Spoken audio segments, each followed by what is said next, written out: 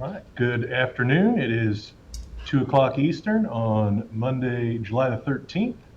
I would like to call this special meeting of the County Employees Retirement System Employer Audit Committee to order. Mr. Bronco, would you please read the opening statement for the record? Of course. This is a special meeting of the County Employees Retirement System Board of Trustees Employer Audit Committee. This meeting is being broadcast via video teleconference pursuant to KRS 61826, may be viewed by the public at the Kentucky Public Pensions Authority offices located at 1260 Louisville Road in Frankfort, Kentucky. It is also being broadcast to the public live via Facebook. If you are speaking and not appearing by video, please identify yourself before talking. If the video or audio broadcast is interrupted, we will attempt to reestablish a connection. If the connection cannot be reestablished within 30 minutes, the meeting will be adjourned and rescheduled to a later date. Thank you, Mr. Bronco. Ms. Rankin, would you call the roll and confirm the presence of a quorum, please? Yes, sir. Mr. Webb? Here. Dr. Carver? Here. Mr. Fulkerson? Here. Mr. McGraw? Here. And Mr. Cheatham?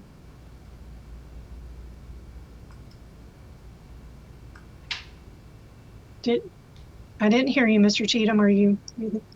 Yes, I'm here. Okay. Sorry, we must have talked at the same time. Thank you. You do have all members present, Mr. Webb. All right, thank you, Ms. Rankin. There being a quorum present, we will proceed with the agenda. Ms. Rankin, do we have any public comments? No, sir. No public comment for this meeting. All right, thank you, Ms. Rankin.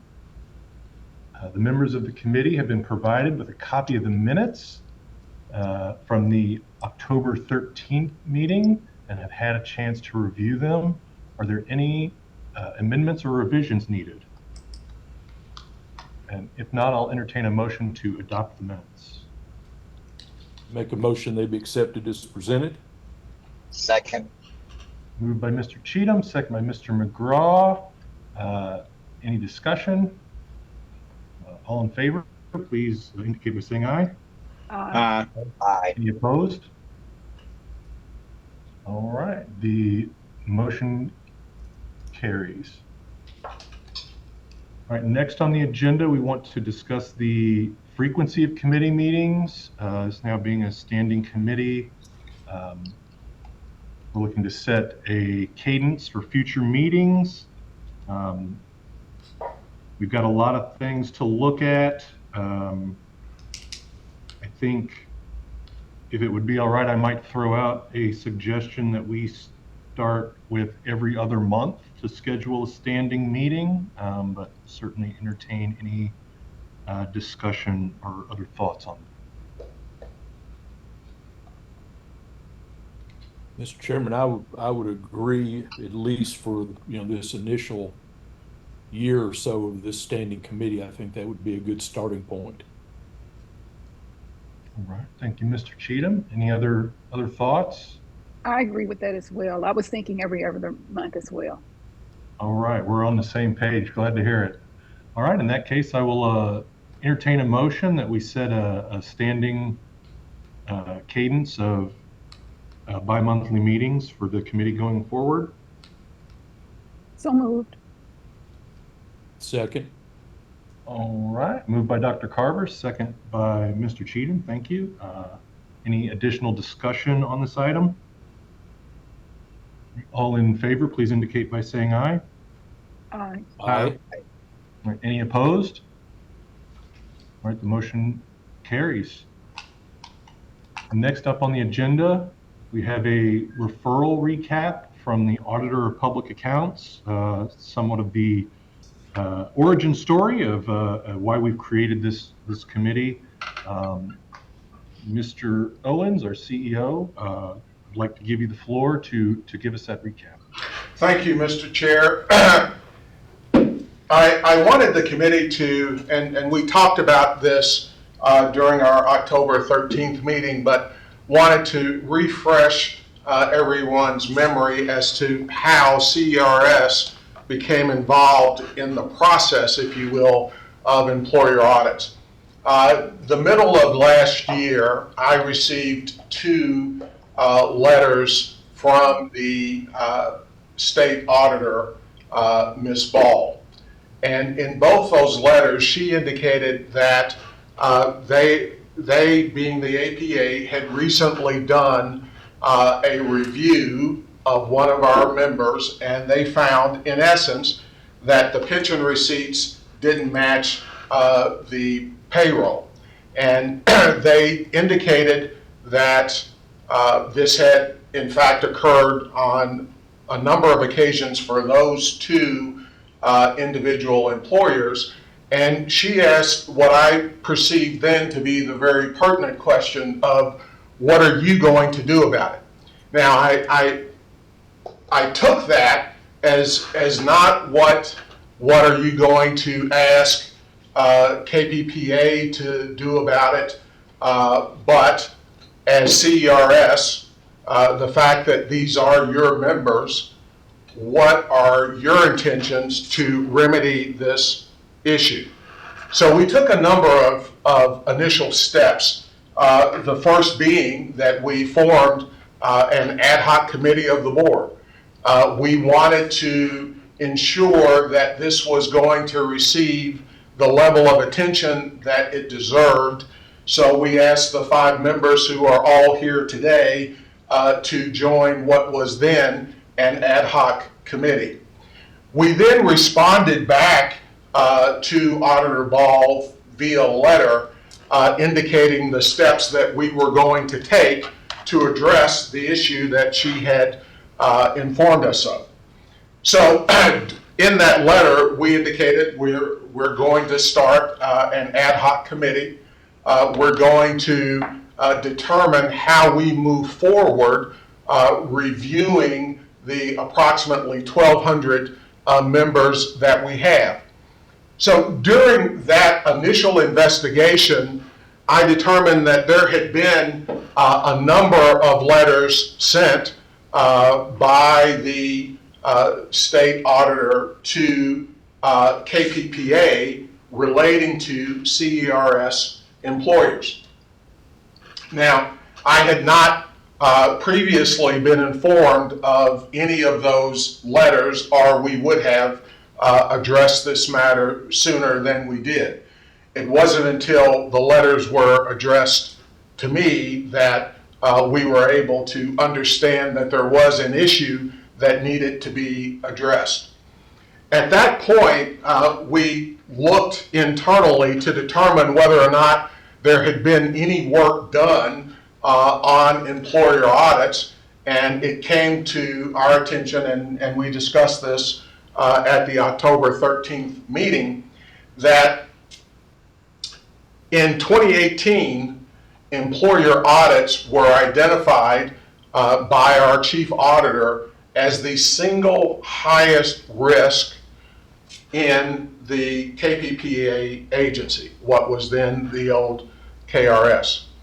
And there was some initial thought, I believe, back in 2018 that KRS, now KPPA, would put together something that would address those issues, but it, for a variety of reasons, and COVID happened in between there for a variety of reasons, that never happened. So it wasn't until mid-2025 that we, as CERS, struck out to put together a plan.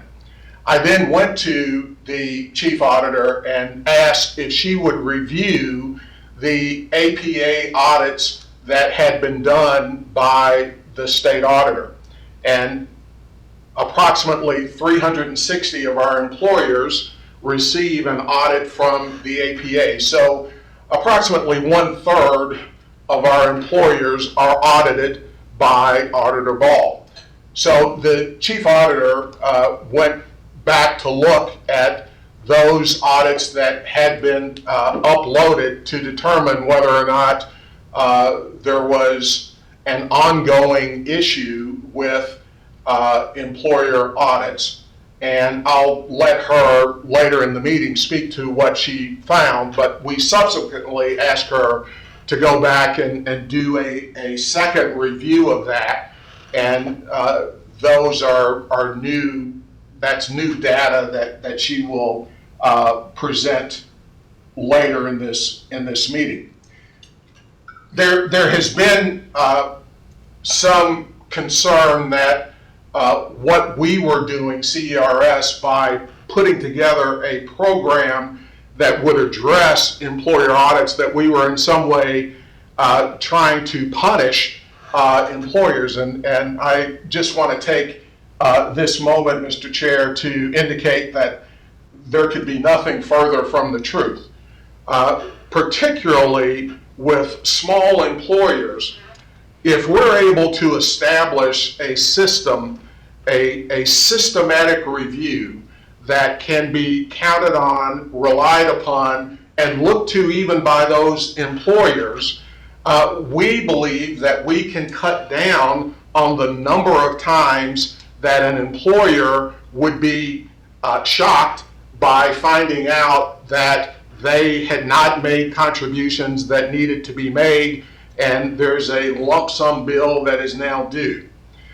Not only would that be in the best interest of employers, but it would certainly, Mr. Chair, be in the best interest of employees who oftentimes get to their retirement believing that they've done everything that they've been required to do, only to find out that there's some contribution that may not have yet been made by their employer. And oh, by the way, there's some additional contribution that you need to make in order for you to qualify for your full retirement sum. To the extent that we can put together a program that cuts down on those kinds of occurrences, we will have done a great service for both our employers and our employees. And that ultimately is why we turned the ad hoc committee into a standing committee, and what we intend to accomplish through the work that will be done here. Thank you, Mr. Chair. Thank you, Mr. Owens. It's a helpful recap of the origin of the committee, and lead us right into our next item, the Chief Auditor's investigation into the audits, as Mr. Owen referenced. So, Ms. Coffey, I'll give you the floor. Thank you for inviting me to speak today. Sherry, if you can go ahead and turn to page 20, I will start there. So that second column, that is the information that Mr. Owens was referencing from the prior investigation.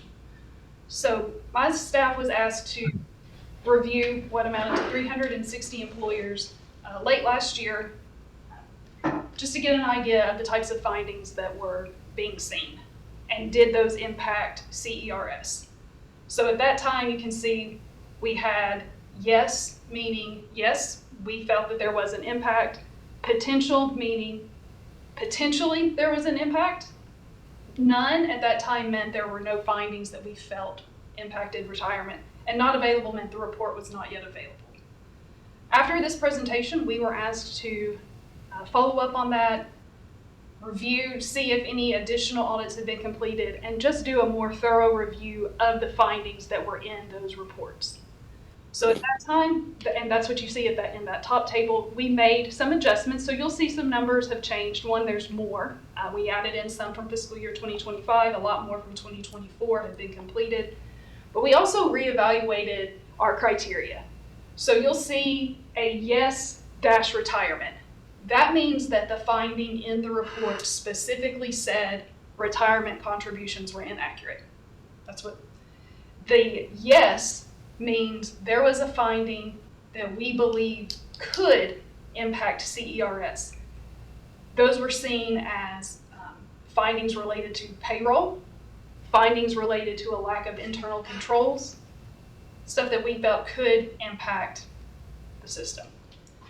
Potential was something that we saw as, if this is an issue, other things could also be an issue. So an example of that is if there was a lack of segregation of duties or a lack of controls over their receipts and disbursements, or if the individual in charge of accounting there were some issues related to that. So not specifically payroll, but other accounting. That's not a definite impact, but we felt it could potentially impact. We also changed the none to either no findings, which meant the agency had no findings reported at all for that review for that year, and then unlikely. So an unlikely means there was a finding, but we don't feel like it is likely to impact CERS. The biggest example of that is if they had a finding related to federal awards. So they received money from the federal government and there were some issues related to that. We didn't see that impacting CERS. And then also report not available just meant the report's not yet posted to the website. So when we went in and expanded that criteria and reread these, some of the ones that maybe qualified as none in our first review, which I'll admit was quick, so not as thorough as the second one, we bumped those up to potential. The yeses stayed. We added some more because there were some more reports that we were able to review. And then the yes retirement, because there were more reports available, there were more that referenced retirement. So that's why you're seeing a change, and that in the results and in the categories from the first time that we presented this in October to the follow-up today. And I'm happy to answer any questions about those categories or any specific findings. I think the additional stratification you put in there is helpful. If I could start with one, we've got a handful in the yes retirement multiple years in a row. Do you happen to know offhand, are there the same entities that are being repeated in multiple years, or are those all unique entities, or is it a combination of both, or if you don't have that? A lot of those are the same entity repeated in multiple years. Very good. Any other questions from any of the committee members for Ms. Coffey? Just to follow up on that question you had, Steve, what I'm looking at right now, if you just zero in on the yes retirement and the yes, we've gone from, roughly 81, 82 up to 125. Of that 125 that quite clearly need to be looked at, is it a third of those are repeat entities? Is it half of those are repeat entities? What? I'm counting. Okay, and the reason why I ask that is simply because if we're talking about, let's just say it's half, then we're talking about somewhere in the neighborhood of about 60, 65 audits. That's right there in amongst itself, several more than has been done in the last, I'm just going to go back to 2021. That's when separation took effect. Mike, this might be getting into your presentation, but since 2021 up until now, how many C members roughly have been reviewed for whatever reason? So a quick count shows that 36 of those entities are repeated multiple years. Okay, so about 25%.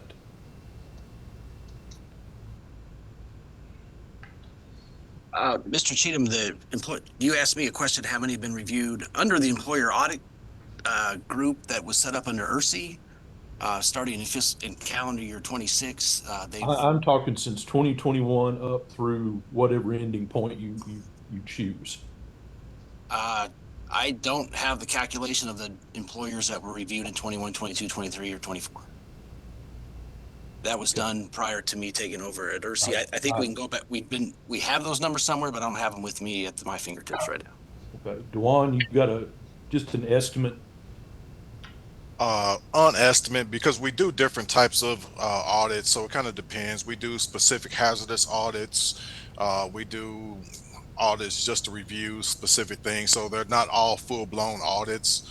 So I would say just from 2021, with all types of audits that we do, maybe 20 to 30 audits. But again, we've also done like auditing of sick leave accounts for all school board employers, things like that. So they're all different kind of audits that we do, not specifically just a comprehensive full audit.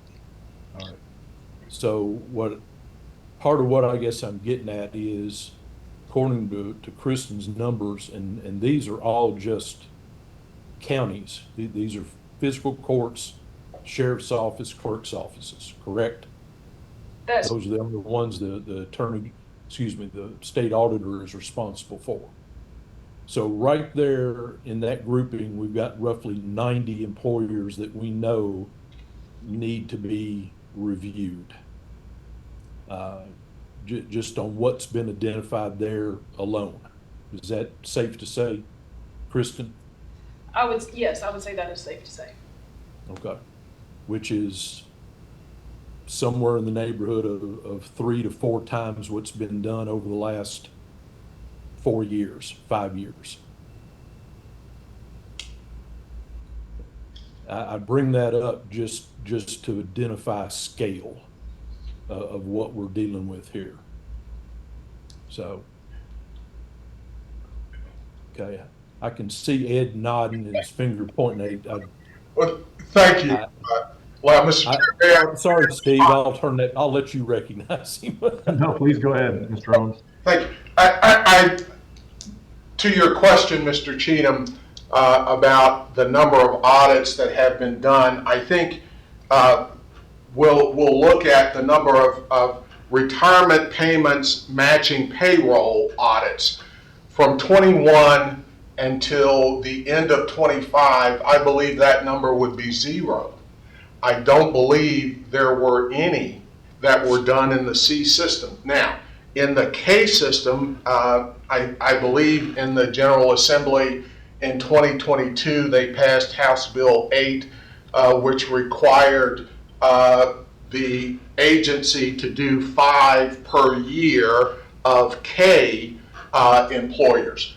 But there have been no C employers done specifically to determine whether or not all the receipts that are due into the trust and into the system have been received. And as Mike will readily acknowledge, that's vitally important when on a quarterly basis, as our CFO, he routinely reports on the negative cash flow that exists in our system.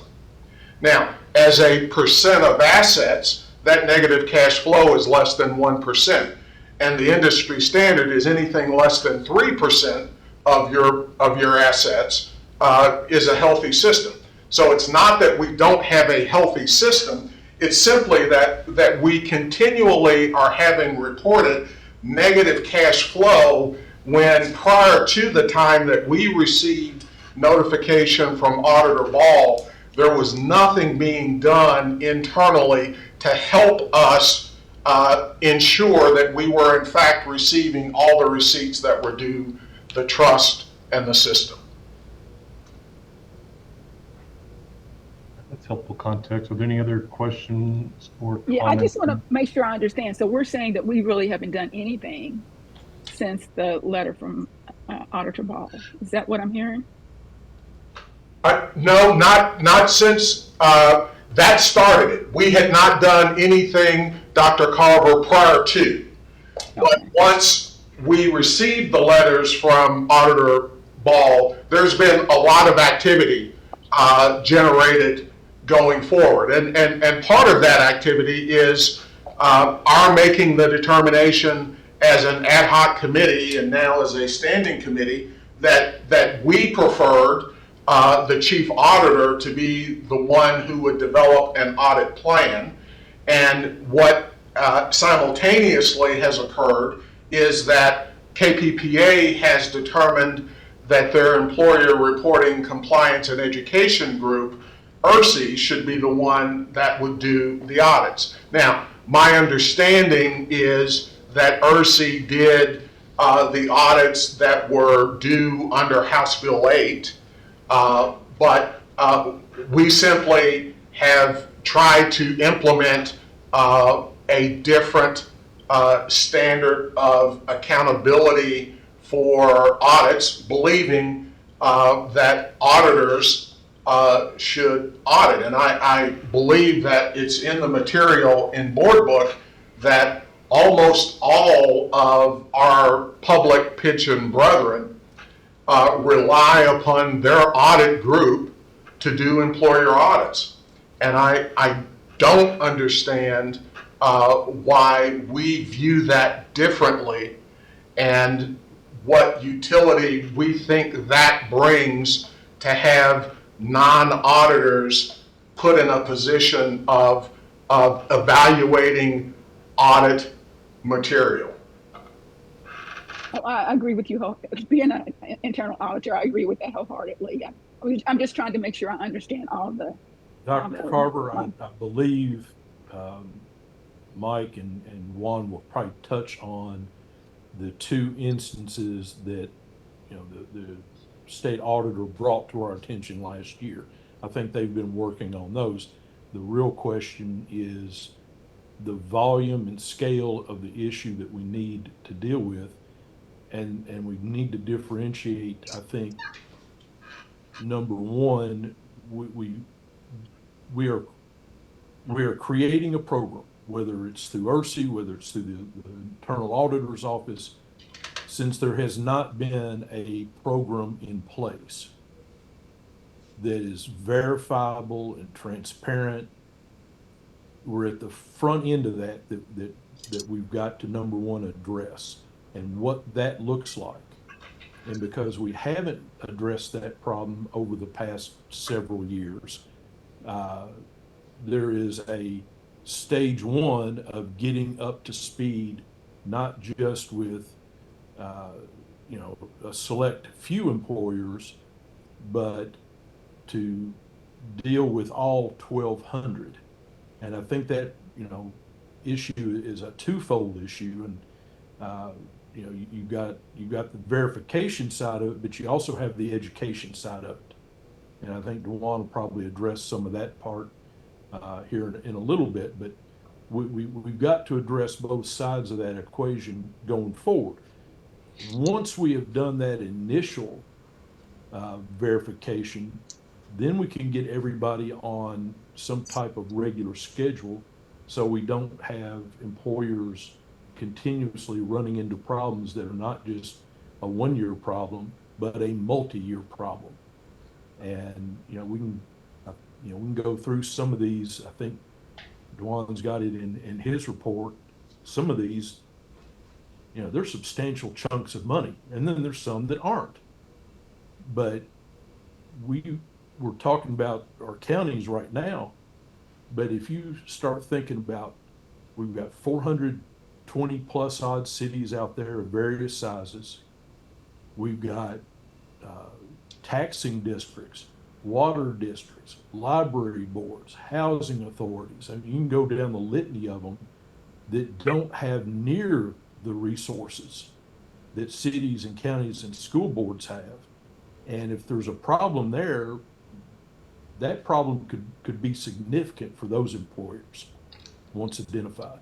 So I just wanted to kind of outline where I thought we needed to be dealing with over time in context to this particular problem. And I would like to just touch on one of the points Mr. Owens said. We have done some CERS audits. We didn't do a lot of full-blown audits in the past, but we have done some CERS audits. We haven't just done KERS audits. So I just want to let you know we have done some of those. Of course, we didn't have a compliance and education team like we do now. So that's kind of what we're moving forward to produce more audits to be done in the future. So in CERS. All right, thanks everyone for the comments. Those are helpful. Mr. Could I ask, maybe as a preliminary step, Ms. Coffey, would you be able to develop a protocol for what types of things should be included in an employer audit and what those should look like? We can absolutely do that. And also, if I can add some more context to a statement that Mr. Owens made. Sherry, if you can go to the next page. So at the October meeting, I informed the committee that back in 2018, when this was first identified as a risk, one of the things that we were asked to do was reach out to other systems and figure out who are they performing employer audits and who in the agency is performing those audits. And at that time in October, I told the committee that when we reached out in 2018, the information we got back was that overall, overwhelmingly, internal audit handled those audits. But it's been a few years, so we have reached out once again. We've reached out to, and that's what this memo is showing, we reached out to 53 systems. We have heard back from 24 of them, and two of the people who responded back only oversaw investments, so they weren't doing employer audits, so we threw those out of the, we acknowledged them, but we didn't include them in the count. So of the remaining agencies that responded, 73% had internal audit conduct these audits, which was 16. 4 of the agencies, it's not handled internally, it's handled by an outside auditor, much like our APA. And then there were 2 who responded, including KPPA, that said another division, another internal division handled these audits. So ourselves, and then West Virginia Consolidated Public Retirement Board. Their employer reporting group currently handles these audits, but the reasoning provided for that was they have 1 internal auditor, and having her do these audits would be a strain on the internal audit resources and limit what else she could do. So at the time, they are not having her perform the audits. And those are the results that are presented on these 2 pages. Helpful context. I would say that, I mean, to me, the West Virginia example and their explanation sounds like the tail wagging the dog here, but that's helpful context as well. Thank you so much. Any other comments or questions before we move to the next item? All right, item number 9 on the agenda, we have a draft audit of ERC employer audits. Understand we're at a preliminary phase to discuss this, so if I could give Mr. Owens the floor to address this item, please. Thank you, Mr. Chair. Again, when we put together our agenda, we wanted to include and give this committee some context as to audits that had been performed, and to some extent the quality of those audits. We determined that even though what we saw in the preliminary audit phase was the word that comes to mind for me is troubling, that report has not yet been reviewed by the KPPA Audit Committee. And we wanted to give deference to the Audit Committee, but by the same token, we definitely wanted to register that what we have seen there would not give me a level of confidence that turning 1,200 employers over to the employer reporting compliance and education group made good fiduciary sense.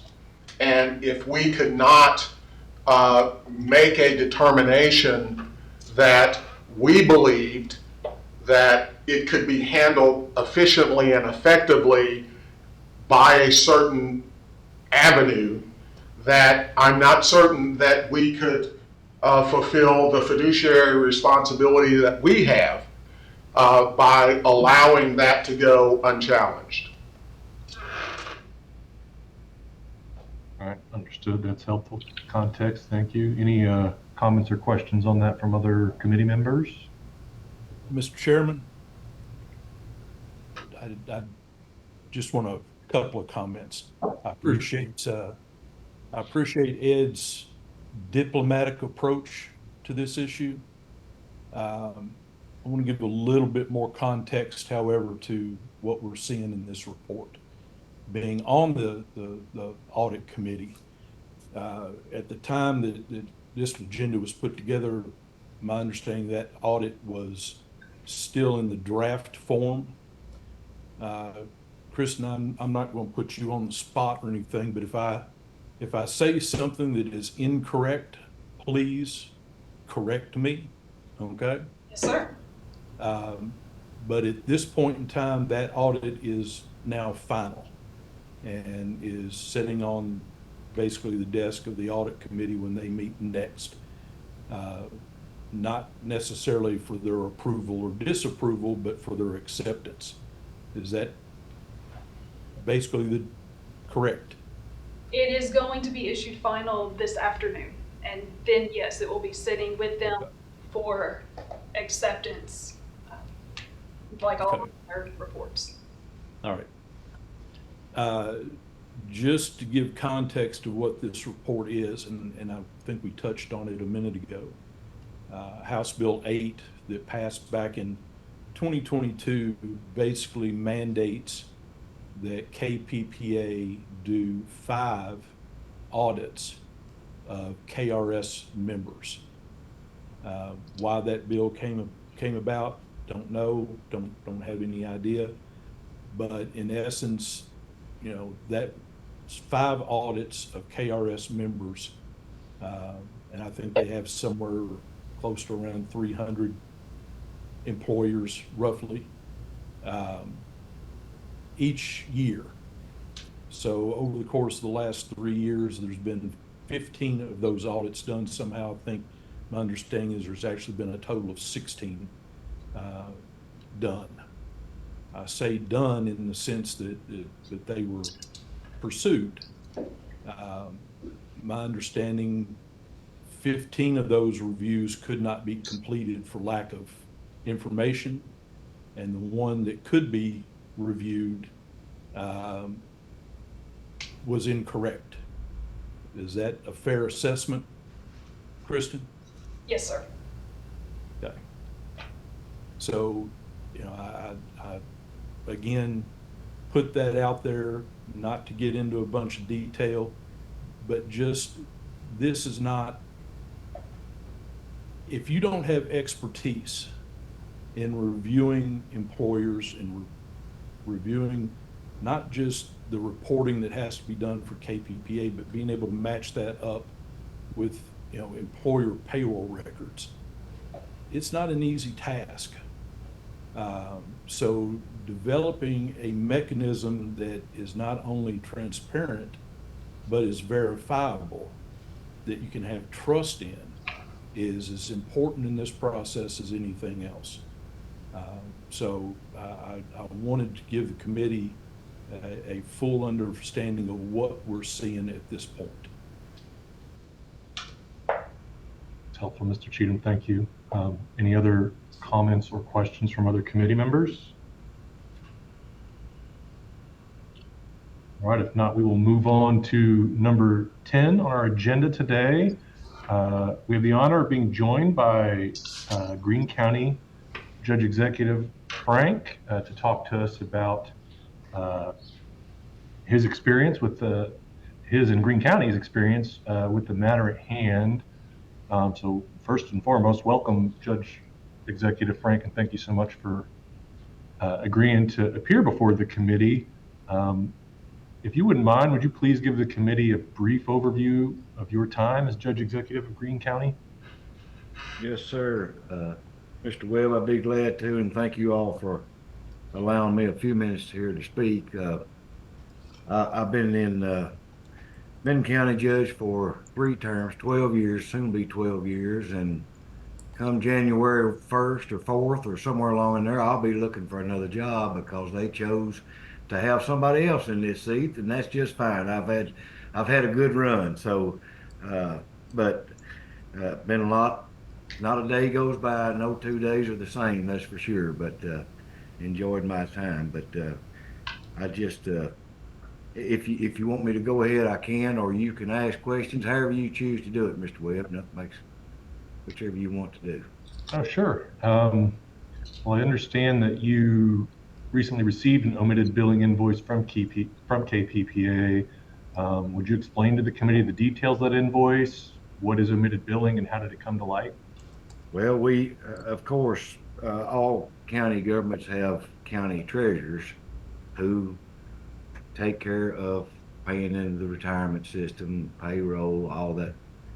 She manages all of that, and my dad does a very good job at that. But she came to me one day and she said, "I'd like you to look at this," and I looked at it, and you know, for Greene County, it was a considerable amount of money. For most counties, it probably wouldn't be, but I think the omitted billing was from an employee who worked for Greene County Fiscal Court part-time and was also working for the school system part-time. I knew they were working for the school system, had no idea the number of hours they were working or anything about that, and didn't really have any way other than ask that employee, you know, something you just don't think to do when they're working part-time for two different places. You don't think about the hours. So I had no way of knowing that until we get this omitted billing saying we owed, and I'm going from memory, I don't have it here in front of me, but it was, seemed to me like it was $6,000.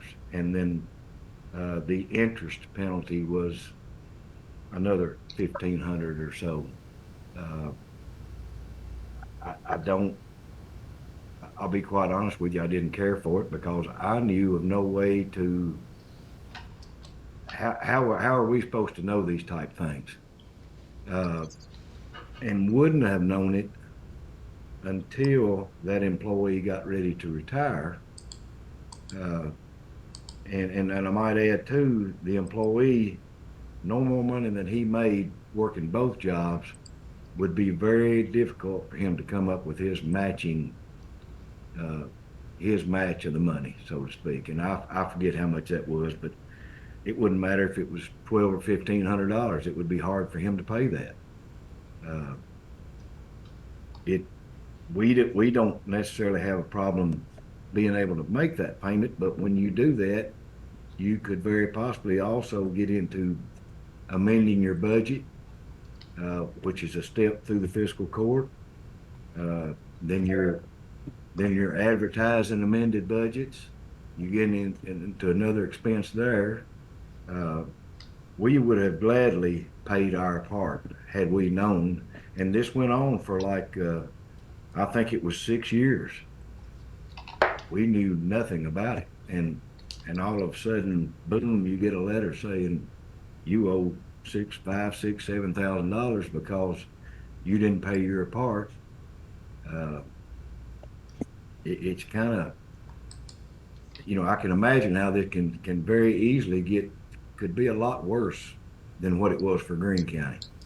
Bad enough for us, but I just didn't, I hope this doesn't happen to anybody else, and I don't know what the fix is, but I just, something needs to be done. That's for you all to figure out, and I'm sure you can and will. but that I just wanted to, and of course, the first thing I did when I got the letter, obviously, Lyle lives in Greene County, so do I, and I know his position on the board. Not the first time I've called him. As soon as I got the letter, he was the first person I called, and I said, "Tell me what's going on." So he explained a little of it, and you know, thankfully we weren't fined, which I appreciate that because we were late, I guess, making our payments. But as I understand it, we could have easily been faced with paying even more money for something that we had absolutely no way of knowing that we owed any money for this part-time employee. Understood. Thank you, Judge Executive Frank. Mr. Lamb, you have your hand up, sir. Thank you, Mr. Chair. Mr. Frank, thank you for joining us, and appreciate that your letter with Mr. Cheatham. The first that I saw of it was when it got in the packet. And yes, I do apologize that you weren't made aware of this part-time employee, but we do send a monthly report to your reporting official every month. And I'm looking at one from September of 2023 that indicated that this employee was indeed working part-time, and we notified your group that he was, and we do that every month.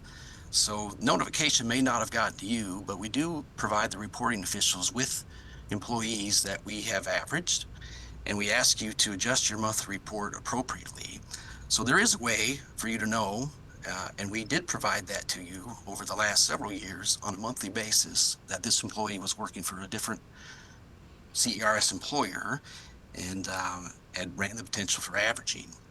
And so that's there. There's a process in place for that to happen, and it does go to your reporting official every month when we do see that. So I apologize to you that didn't get to you until the bill came. And then that is another step in our process. When someone comes to retire, of course, we want to make sure that they are granted all of the service credit that they're entitled to. We have a process in place to do that with the retirees. Granted, we would prefer that it doesn't happen when they come to retire. That's why we have that part-time status report issued to your reporting official every month for people that we come across that do that. I would have been happy to address this with you outside of a public meeting, but since this is the first time I've seen that letter until this got posted, we have since looked at that, and because you were reporting that part-time employee on a monthly basis, we've actually issued you a credit for the invoice that'll go out today. And so that $1,442.50 of interest is being waived per our policies because you were reporting that employee. So that was an error on our part when we first did the omitted billing. But since we were able to look at that and have this discussion with you and receive this letter eventually, we were able to do an investigation to help you. But I definitely appreciate your concern and understand that we could do better in helping the reporting officials make corrections. And thus the reason why this ERC audit group that you're going to hear about in a minute was formed by KPPA. Thank you, Mr. Lamb. There's a couple hands up. I believe this is putting them in order, so I think first is Mr. Cheatham. Yeah, thank you, Steve. Judge Frank's being a bit modest. He left out about 27, 28 years of service as a circuit clerk as well. So John's done a tremendous job in both those roles over the years. But I wanted to step in and clarify. John, after he and I talked, his real concern about this actually falls on the education level and the training that's provided for our reporting officials, whether it be the county treasurers, the city clerks, whoever those people may be. And Dwan and I have talked a little bit about this, and I think Mike was in on that conversation. That one of the things that I would be interested in, and I think maybe being discussed and talked about, but if you are assigning an official, whether it be a treasurer or your payroll clerk or whoever it is that's being responsible for making these reports each month, if we can put in place or look to put in place a mechanism, I know we've got training videos and things that are available online, but apparently we don't have any way of tracking who's watching them, if they're watching them.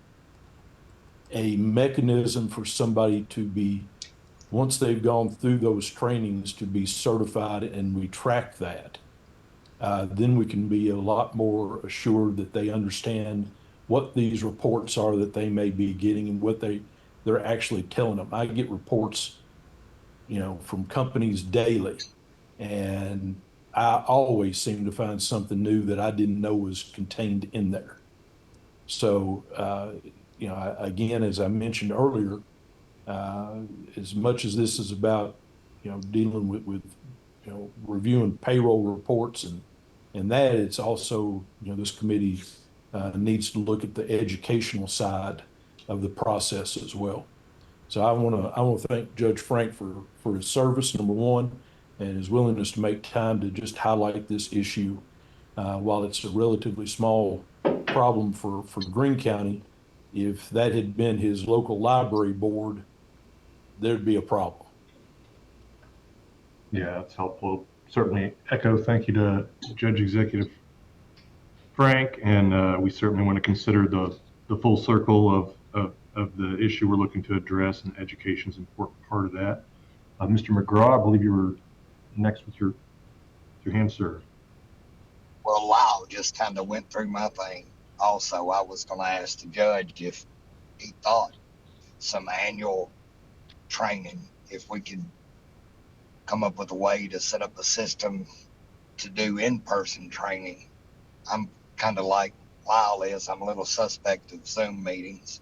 But if it's in-house training, where we could do some regional training, do you think that would have helped your treasurer? Or if it's an HR person for a city entity or payroll clerk, whoever is responsible for getting the payments for the retirement system, I mean, do you think that would help? That's exactly where I was going. All right, great minds think alike, clearly. Thank you, Mr. McGraw. Mr. Surratt? Yeah, first off, I just want to touch on Mr. Cheatham's point. That is something that we are looking into as well, as far as possibly doing some type of regional trainings, things like that. But what Mike spoke on, that information is in our employer reporting manual, which is a tool that our employers should utilize. It has all the information on the reporting in that manual. And it also discusses the monthly packet that is sent to employers each month, which includes that non-participating report. When they report non-participating employees, that information is on there stating, especially if someone is working for another participating employer, that they need to start remitting contributions on that employee, because they will likely average 100 hours. And if they don't start reporting them at that certain time, at the end of when the member goes to retire, or at the end of the fiscal year, whatever the case may be, omitted contributions may be billed. So, but that is something that is in our employer reporting manual. And we're also putting in an employer newsletter together that will be mailed out next month that will explain this process further, just for the educational piece for reporting officials, just so everybody knows. Mr. Chair, may I speak to Yes, absolutely. And Dwan, I greatly appreciate that that recap for us, and correct me, anyone, where I'm wrong here, but as we started to research this issue, I thought I became aware that the old KRS, now KPPA, used to do in-person regional trainings. That those trainings were done by one or two specific individuals who that was their primary, if not sole responsibility, was to do that type of training. And when those individuals left KPPA service, either via retirement or simply leaving, that they were not replaced. And when we first started to look at the materials that were online that could be relied upon by individuals working for employers to better understand how to report, some of that information maybe wasn't as up to date as it could have been.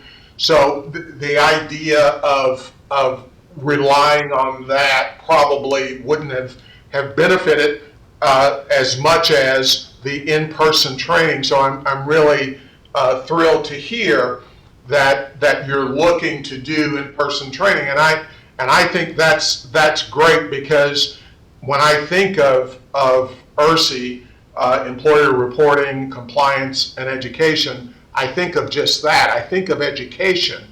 I don't necessarily think of auditing. And Dwan, helpful addition. Yeah, and I would like to interject too. The training is really well, and like Mr. Owens just said, audits and trainings are two different things. You can put all of the classroom information in place and all the training in place that you want. But if people either miss it or don't look at it for whatever reason, that doesn't solve the issue. And that's one of the reasons why we do internal or external audits, to ensure that there is a compliance. And so I think that we're kind of mixing apples and oranges when we talk about we have all this training in place. That's wonderful and good, but that's not the role of the audit. The audit is to ensure that there is compliance. Training is to show you how to do the compliance or how to ensure that you're doing it correctly. Audit is to ensure that it was done. And so I think there should be room for both of these in all situations. I mean, even though you can have the best training program in place, that does not prevent you or does not prevent us from still needing to have audits. And so I just hope that we don't go down that trail of thinking because we have all this compliance and training in place that takes the place of audits, because it does not. That's helpful, and I would tend to agree. We're tasked with training these officials on the front end, and we audit on the back end to make sure everything's done. That's how you get the full circle. I think I would just add kind of, I was in 2024, I was the president of the Kentucky GFOA, and in my capacity in that role, I presented at a training for the Kentucky Municipal Clerks Institute. And in the state of Kentucky, most of the counties and most of the cities operate with a clerk treasurer. It's not necessarily a fiscal professional. I presume that is titled that way in order intentionally. There tend to be clerks first and treasurers second. So these are people who do the work of city clerks, which is a lot of detailed work, and then kind of get this other thing thrown on them. When particularly at a smaller scale, there's not enough resources to have all these different positions. So I don't know. I heard an odd expression once. You don't judge a fish by its ability to climb a tree, and for whatever reason, the structure of these positions is often a clerk treasurer. So back to the front end and the back end, the training and the audit, I think a lot of these people are not people with accounting degrees or fiscal professionals necessarily by trade completely. And so I certainly think anything we can do to help them with those responsibilities benefits everyone. I know in kind of on another topic that we discussed there with some of the, I guess, certification process, for lack of a better term. I work in the state of Ohio, and all municipalities have required training from the Auditor of State's office every year, from the Treasurer of State's office every year. You watch a video online, it tracks that you watched it. After you've watched so many hours of videos, you get your certification. I think that would be helpful to sort of institute that and make sure that everyone's receiving the training that we've taken the time to develop. I think those are helpful steps. And as we talk through this, again, it's not just an issue of the finances of KPPA, which of course we all have fiduciary duties,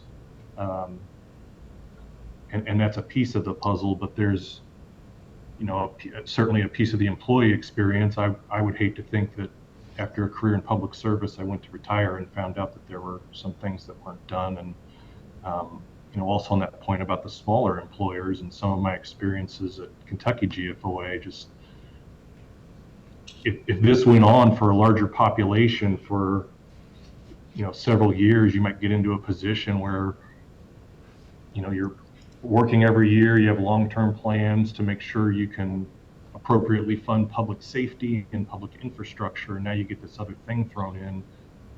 They aren't necessarily staffed and positioned the way we are at some of the places that I've worked, where they've got debt teams that know how to issue a pension bond and deal with that. So it's just beyond the liability itself. There's bond counsel and municipal advisors and all kinds of things you would need to hire to facilitate that if you had to go that route. So prevention, as much as we can help get it there through, I think both these mechanisms would benefit everyone. So. Are there any other questions or comments for our Greene County Judge Executive or the item number 10 here? All right, if not, again, Judge Executive Frank, thank you so much for being here and sharing your experience. It's helpful context as we work through the best way to position ourselves for this issue. Thank you so much. Thank you. Yes, thank you. Next up on the agenda, item number 11, ERC preliminary steps. Mr. Lamb, Mr. Surratt, you have the floor, sirs. Thank you. Appreciate it, Mr. Webb. A couple things before I get into this, and a lot of the concerns that were echoed by Mr. Owens and Mr. Cheatham and Mr. Webb about the number of CERS employers and the potential issues that have been identified by internal audit, the lack of work that's been done prior to forming this group, in the opinion of some of those individuals I mentioned, it's noted. We are aware of that. It's not being ignored. And I want to take this opportunity to go through this group and just touch on a couple points. And I'm not saying my points aren't worthy of debate, because they're not always 100% right. There's differences of opinion.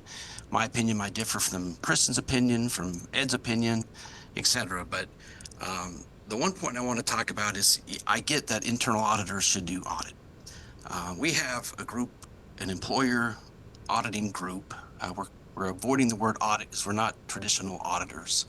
This employer reporting group has 48 years of experience at KPPA. 23 of that is in the ERC reporting, compliance, and education group. And that's why they were chosen to be on this newly formed branch to investigate payroll records and determine if employers are paying contributions correctly, because they have the experience in the complexities of employer reporting. I'm sure Mr. Frank's treasurer has plenty of years of experience and was not aware that this report existed and was showing a non-participating part-time employee. And that's a nuance that gets missed without the proper education and training. And to take financially educated internal auditors that are skilled in internal auditing around financial controls and reporting would still be okay, but I think that there's uniqueness and complexities with the ERC reporting, complexities and processes around hazardous employees, retired, reemployed, non-participating, averaging, that are really unique and that may be better served by individuals who have 20 plus years of experience in reporting that. So that's, again, just an opinion. I was raised in internal auditing. I've got 30 years of internal audit experience as well. And my job is to help this group formalize their audit process. And so the other point I wanted to talk about with the draft report that hasn't been reviewed by the audit committee yet, all of those audits were performed by an ERC group that was not formally formed and without the oversight of anyone with internal audit experience. And so our management responses have been issued to that report, and we concur with all of the findings in there. There was not good documentation for internal audit to review the audits that were performed on those 15 KERS auditors, our employers, and that's been improved. There are fiscal year 25 audits that are now done that have those work papers in place. There's still some work to be done as well, but all of that happened prior to this group that we're going to talk about here in a minute being formed. And we get it. There's improvements that need to be made, and we're looking forward to doing that. So Sherry, if you want to go to the next slide, that would be great. So this branch was created in ERC in 2025.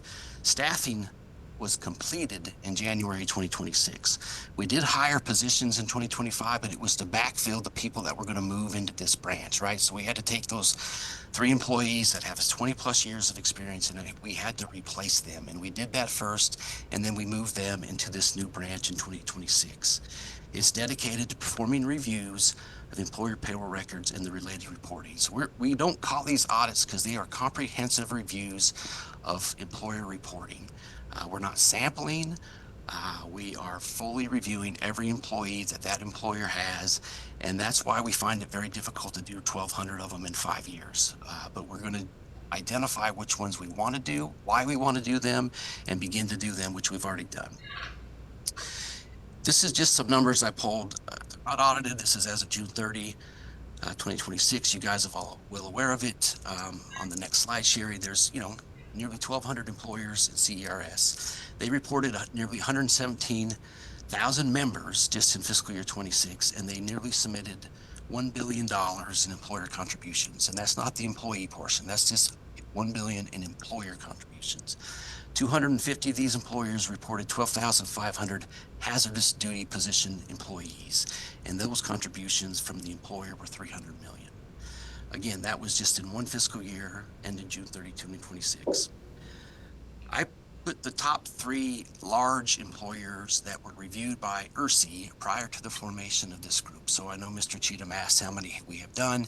I don't have that number. As Dewan said, they did a lot of different things, maybe with hazardous duty, maybe with sick leave, but we did have 3 large employers that were looked at that had significant dollar amounts billed to that employer because of those reviews. And again, that was done prior to the formation of this group. And I have numbers on those on the next slide, but we'll stay on this slide for just a second. Since January of 2026, there have been 4 audits completed, listed there: Anderson County Fiscal Court, City of Carlisle, City of Henderson, and Clay County Fiscal Court. There are some in process. These 10 are still in process. Half of them are really close to getting done. The other half are really just beginning. But Barron County, Shelby County Library, Jackson County, Little River, Morgan County, Owsley County, Powell County, Robertson County Board of Education, Shelby and Wayne County. As this group is performing these comprehensive reviews, if they find issues related to one employee, they will process the related additional billing for that employee and still continue to review the rest of the employees. And so if you look on the next slide, you've got the dollar amounts of contributions that were invoiced or to be invoiced related to the reviews of those employers. And again, those first 3 or 4 were large ones, like Elliott County, City of Taylor Mill, and then we have Anderson County, Carlisle, Henderson, Elkhorn City, and then Clay County Fiscal Court. And those are the dollar amounts that have been invoiced or to be invoiced related to the comprehensive review that was done. The contributions received is what the employer has paid year to date. The next ones are the ones that are in progress, and that's the billing or the what's to be billed in that second to last column, and then what's been collected. But there's stars over there saying, hey, as we continue to finish up these reviews, there may be more employees that have omitted or other issues that have been noted that need to be billed through. So we just have a star there. So $2.5 million has been invoiced or will be invoiced so far to date, with about $1 million of it being collected. This is what was worked on by this group since January. Again, those from the first slide, there was 14 or so employers. The question that I've been asked quite a bit is, who should we do next, and how do we determine that? And Kristen's team put together a list back in the fall about how they would do 60 employers a year and eventually get to all 1,200 of them. We don't have such grand aspirations, but we're also doing full comprehensive reviews of these employers. In some discussions with various board members and others, I've modified the risk assessment that we've put together, and I'll go through that in just a minute, to help pick up smaller employers. So again, my risk assessment in initiating this was really, hey, who's the largest employers, who has the most employees, who's paying the most, and risk related those to them. But it was pointed out to me, rightfully so, that it's the small employers that may only have 10 employees that may have a bigger risk. They may have one person who may not be a financial person who's doing the reporting, plus they're doing 15 other things related to that county or that entity, and that they may have a higher risk related to that.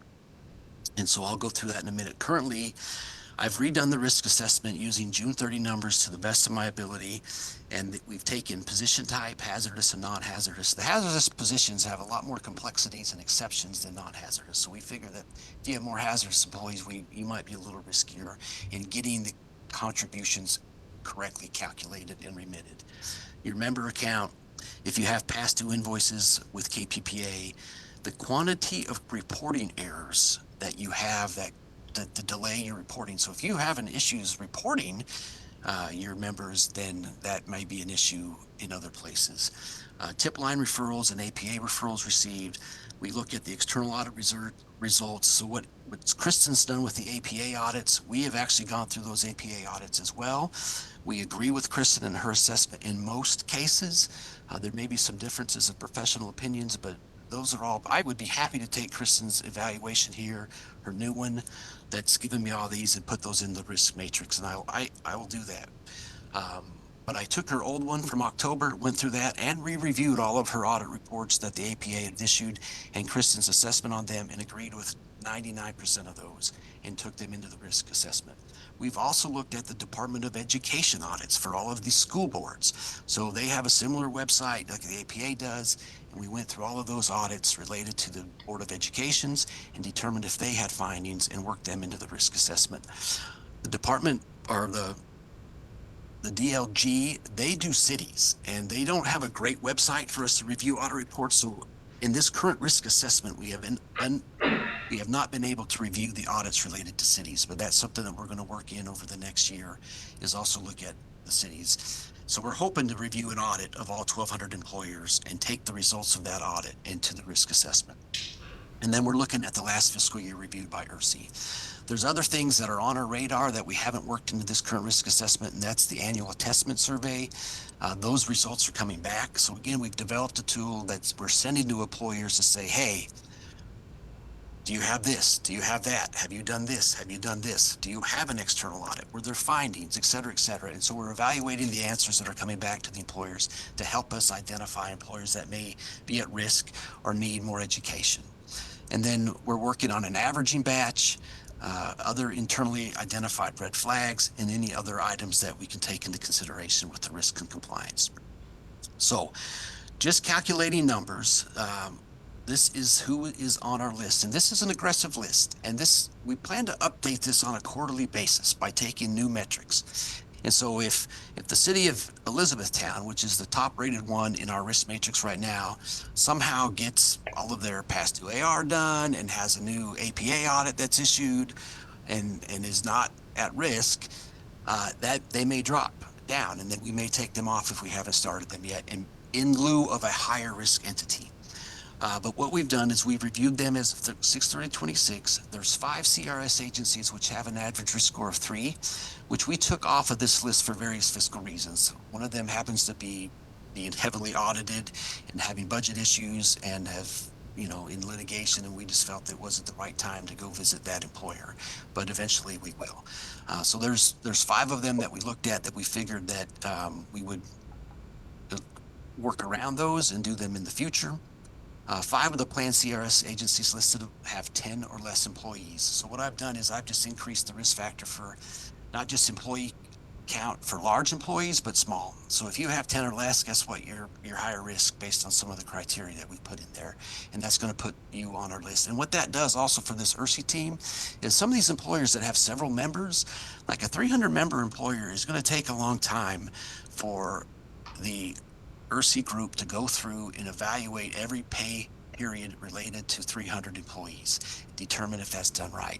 So in the meantime, they can pick up an employer that has 1 or 2 or 10 employees easier, and do that between large entities. And so that's kind of the plans. We picked up 5 of them to do in these first 15 that we have listed. And then we have who's next. After the 15, we've got others. And again, most of them are small and fillers. But again, I plan to update this every quarter and pick up the agencies that need to be done as we can get to them. Granted, this is a CERS meeting, but this employer group is also doing KRS audits as well. And again, since January, here are the 5 that they have done. Them all happen to be House Bill 8 audits. And we invite Kristen and her team to come back when they're ready and to look at those 5. And it would probably be a much cleaner audit report than the one that she has in draft right now.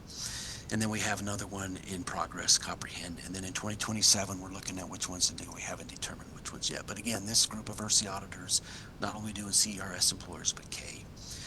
At the start of every audit, what we're doing now is we're sending out a letter to Sherry, it's the next page, to the reporting to the employer, just saying, hey, here's the statutory reference that we can perform these reviews under. Here's the things that we're going to need. Here's the deadline that we need them by. That's similar to an engagement letter, but it's, you know, we're not doing an engagement here. We're doing a review and notifying them as such. We're going to get all their employees, copy of all their payroll records, copy of their 941 that's been submitted to the IRS, and a look at their sick, annual, and probationary policies. Those kind of dictate whether that compensation earned under those policies is credible compensation and is due retirement contributions. So again, knowledge from the ERC group helps them identify if those policies require those contributions to be paid on those salaries under those programs. After we're done, we do have a summary letter that goes internal. I would love to give all of these reports to this committee as they're done, and I'm happy to do that with the ones that the ERC group has completed. That is the intent of these, is here is who we've audited, how many positions we've looked at, how many issues we found, the dollar amount that resulted from those issues, and some next steps that we plan on doing related to that employer. In addition, we're going to send an external letter back to the employer.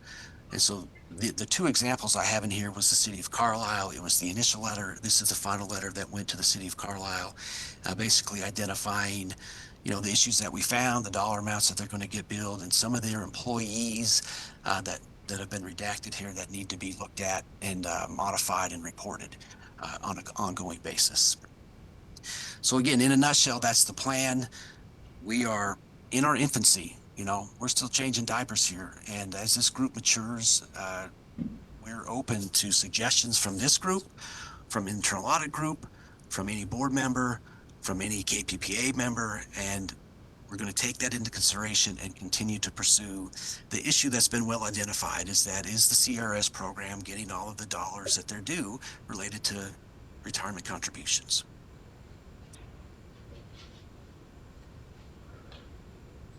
All right, thank you, Mr. Lamb. I think that's helpful. I think the reporting to this committee would certainly be appreciated. Could I open the floor to questions or comments from other committee members? Mike, just one question, at least at this point, I guess.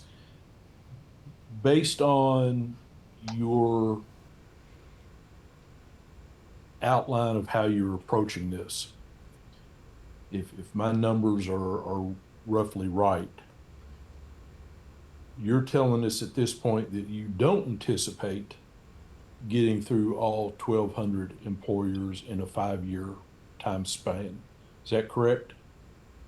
I think that would be, based on what we're doing, fully reviewing all of them, that would not be a possibility without a much larger staff. Okay. Then my question is, if we have 1,200 odd employers and we're using this risk-based determination of how they get reviewed, at what point are you anticipating that all 1,200 employers would have been reviewed? Currently, the group's tried to get through 14. We've identified 14 that we definitely want to do next year, plus an additional 10 or so. So if we're only doing 20, 25 employers in a year, it's going to take a little while. Now, we're also open, these are full comprehensive reviews. We're also looking at maybe some scoping, and maybe we're just going to look at all the employers that have hazardous, and maybe just look at their hazardous employees, and maybe we just do one pay period versus an entire fiscal year pay period. There's other options that we can do to maybe then get into more sampling, maybe get into specific things that are causing issues. Maybe it's retired reemployed. Maybe we go look at 100 employers that have retired reemployed and just audit those particular positions. There's other ways we can do it to touch all 1,200, and we just haven't matured enough to determine which ones we should do and go do them, or take the next baby step related to that. Okay. I'm going to slightly switch subjects a little bit because Judge Frank brought up a really important point. that I don't want us to lose sight of. You know, our purpose in doing these reviews, number one, is the employee, the beneficiary, and making sure that they get full credit for the time that they have put in so that they can get the best pension payouts that they possibly could get based on their particular situation. I know we're looking hard every time somebody comes in to sign up for retirement benefit. That's how this gentleman in Greene County got identified. But if the problem is going to be identified and it turns out to be over an extended period of time, 5, 6 years, I noticed on your report, I forget what page it was, some of those went back for as much as 10 or 12 years. Those employees are going to be asked to pay a significant amount of money up front in order to get their particular, you know, their best pension payout. You know, I think number one, it's somewhere, whether it's this committee or wherever, we need to review how that is done and whose responsibility that is. I know we talked about, and I think Aaron even indicated it at KPPA or CRS trustee meeting, I can't remember which, that you all are looking to, you know, start sending out an email link of some kind so that the employees can actually know to go to review their credits on a yearly or annual basis. That would be certainly a big help. But if we're not going to be able to get through these employers in a timely manner, my concern is we're going to continue to run into these situations where these employees are going to have these substantial lump sum payments that they're going to need to make in order to get the benefit that they need, even if their employer goes and makes the contributions that they were supposed to make. So, you know, whether, you know, I know Ryan, you know, has brought up the issue of resources. I would argue that, you know, that's our primary goal as a system, is to ensure a pension and insurance system that is solvent, but that pays the benefits that our beneficiaries, you know, have earned and deserve. So my concern is if you're telling us at this point that you can't get it done, you know, through ERSI, if that's what we're ending up going to have to deal with, or whether it's through the internal auditor's office, you know, it's going to be it ultimately is going to come down to a question of resources and how they're allocated on our end. Let me just give you an idea of, I see your concerns. Sheriff, if you can go to page 32. I don't mean to interrupt you, Mr. Cheatham, but most of these people who come to retire, like this gentleman from Greene County, that haven't got their credit because the averaging hasn't been done. So there is a tool that's being worked on currently, and it's our averaging batch. We do it for school board employees every year, and we're in the process of building one with the IT group to do that for all employees on an annual basis. It doesn't happen right now. So this particular employee that came in, he averaged because he was working part-time in 2 different places. Guess what? He's got some more service credit. So we're going to try to do that every year on every employee. So that's a little bit different than what this ERSI group's going to do. This is going to be an averaging batch. It's going to pick up all these employees. And if you're average, guess what? We're going to bill your employee automatically. And then we're going to take the results from that and say, oh, if we found this employee and that employee averaging, maybe, and that's at a particular employer that's having multiple employees with that, then we're going to add them to the audit list to go do a little bit more work. So that concern is a big concern, and it's being addressed with this averaging batch that just hasn't been prioritized yet due to some other IT commitments, specifically with the one that went into effect July 1 with the health insurance contribution change. So, I appreciate that, and that will be certainly a big step forward. Don't disagree with that at all. Then the second, And yes, yeah. So the next piece is, yeah, are we still catching everybody before they get a big bill at the end, including the employee, right? The employee does have to pay that, and they may not have the money to do that. So any other ways we can do that, um, happy to consider that. I'll pick the brain of the ERSI group, your brain, Kristen's brain. There could be a lot of other ways we can do that. well, I appreciate that, and I think that's something this committee is going to have to look at as well, because if we're going to continue to have these longer term issues for not just the employees but the employers. I'm sitting here looking at the list that you presented on page 31. I know what it would have been like if I were still in office and received a bill, with city of Elkton here, $225,000. I'm sure Judge Frank would have a much stronger opinion of the situation if we'd presented him with a bill for $817,000, like was it Clay County Physical Court there. I don't know that we have a full appreciation as to what the financial situation is of most of our employers out there. They are lucky if they are able to keep their head above water and deal with the things that they have in front of them, much less have to go backwards and pay for several years of missed contributions. That's enough.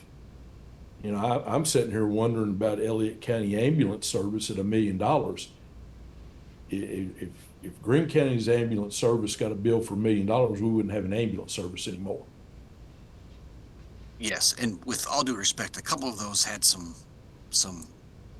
fraudulent issues going on that caused that bill to be. So yeah, that is not most. I understand it, but you see my point. Yes, for sure. My point is, bottom line, we need to figure out how to solve this problem in the fairest and most efficient manner over a shortest period of time as we can figure out how to make it happen. Yeah. Agreed. Lau, do you mind if I ask the chair to comment on that? Because Mr. Chair, thank you. I definitely want to piggyback on what you just said, Lau, because I think it's important. And Mike, you and your team have done a lot of very good work here. I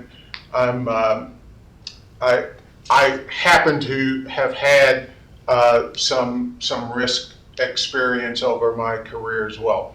So when I look at, and here's the primary area of concern I have here. When I look at your risk assessment number, I really find it difficult to believe that I can assess a number until I've looked at the entirety of the corpus.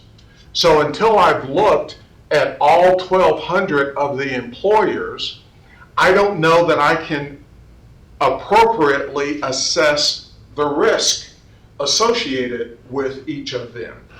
And so I'm wondering the utility of that approach, and I would ask you, Mike, on top of that, you said that this group was formed in January of 26. I'm wondering how many of the reviews that have been done were the result of the risk assessment number that was assigned to that employer, or was a result of somebody going to retire and we looked at that employer and we surfaced the fact that retirement receipts weren't equaling payroll numbers. My recollection of the number of employers that you have there, that's how we found them. We found them, Elliott County, we found them because ultimately someone was retiring, not because of the risk system. I would put your system on top of an overall review and do it in a minute. But until you've done all 1,200, and this is to Lyle's point, we've got to get all 1,200 done. Until you've reviewed all 1,200, I don't know that I have a lot of confidence in a risk number. Fair enough. Fair enough.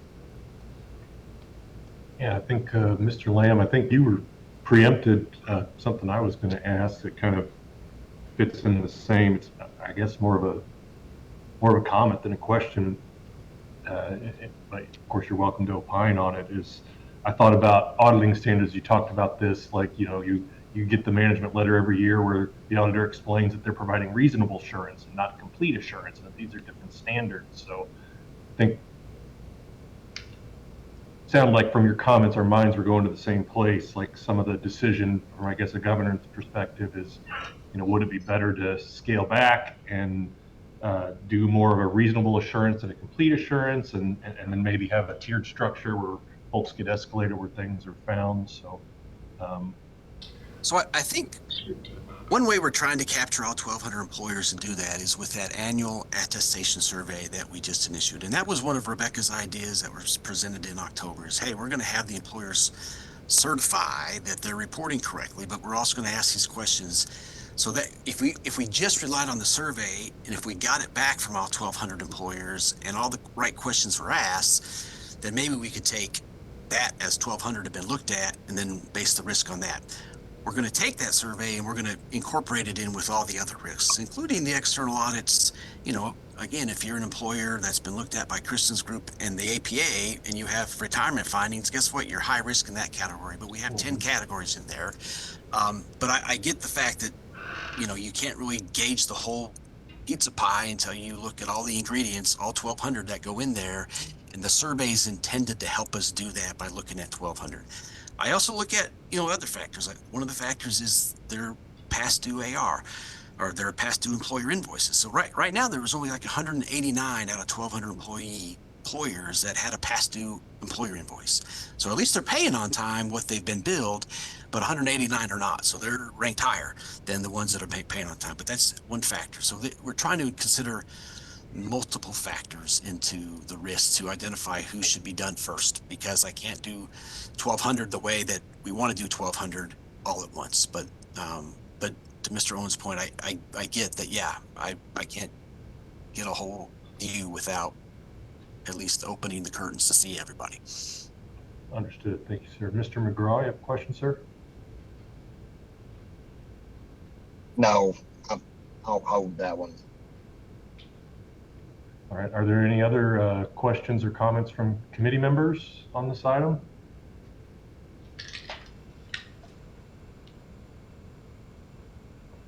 All right. If not, our last step is to adjourn. Being a special meeting, we cannot consider any other business. There being no further business, this meeting stands adjourned. Thank you, everyone. Thank y'all. Thank you.